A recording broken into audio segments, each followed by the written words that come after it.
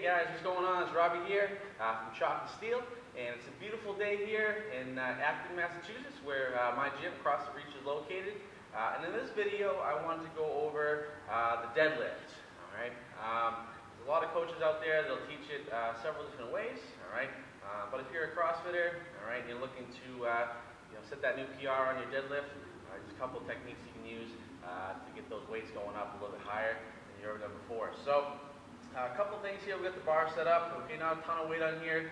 Obviously, I can deadlift more than this, but this is just for demonstration purposes only. So, a couple things. A lot of times what happens with people is when they are first learning the deadlift, they have trouble when it comes to their setup. So, the correct way to set up for the deadlift, all right, you want to make sure your feet are underneath your hips, okay?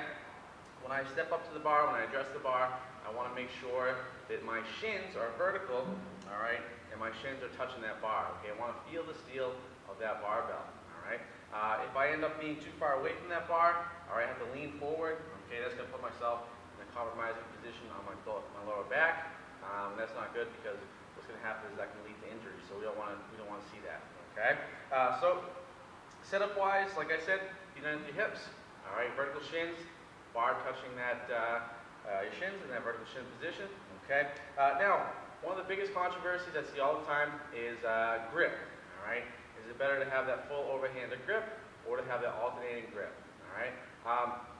Here Across the Reach and with my members and athletes, I always teach the alternating grip, okay? The reason why? Well, there's a couple of reasons, all right? The first reason why is when it comes to a pulling motion, okay, it's one of the most functional movements and functional grips you can use, all right? If you had to pick up a bench or something like that, you're not going to grab it overhand, you're going to grab it like so, okay? So same thing with that barbell, okay?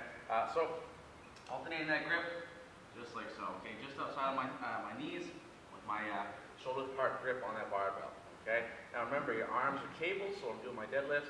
I'm not going to be pulling my arms. My arms stay straight and locked out the entire time. I'm using my hips, glutes, and hamstrings to bring that barbell up, okay?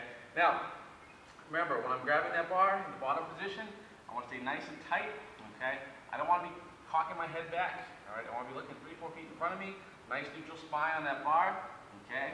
From here, I'm going to be hips and shoulders rising at the same time. I'm bringing that bar, staying in contact with my body the entire time until I get to the point where I get to full extension at the top of that movement, okay? I don't want to hyperextend, all right? Just get to that full extension of the hip, okay?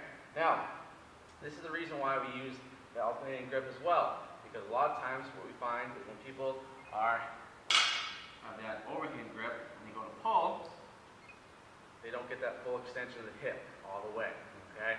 And that, in CrossFit terms, it's called a no rep. So we want to make sure we get full extension. That's why we're using an alternating grip, okay? Now when I reach the top of that deadlift, what we want to make sure of, right?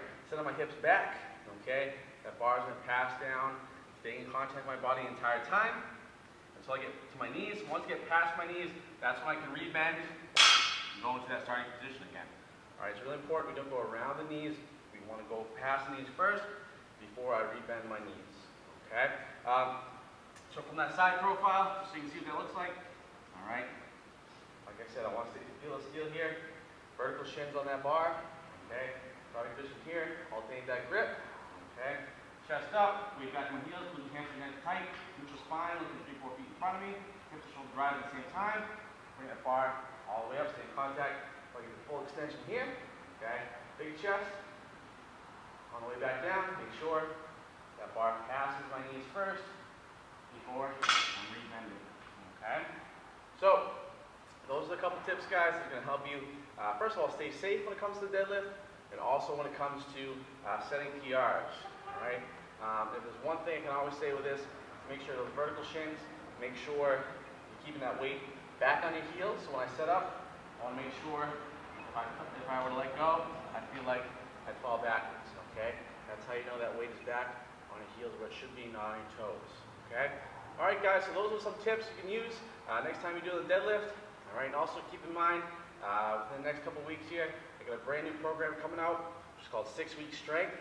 This strength program is really going to teach you how to get stronger and add 10 to 20 pounds on your lifts for the back squat, front squat, overhead squats, as well as deadlifts and overhead lifts. So it's going to be a 6-week program, so that'll be ready for sale and available in a couple weeks. So stay tuned for that, guys, and we will see you in the next video.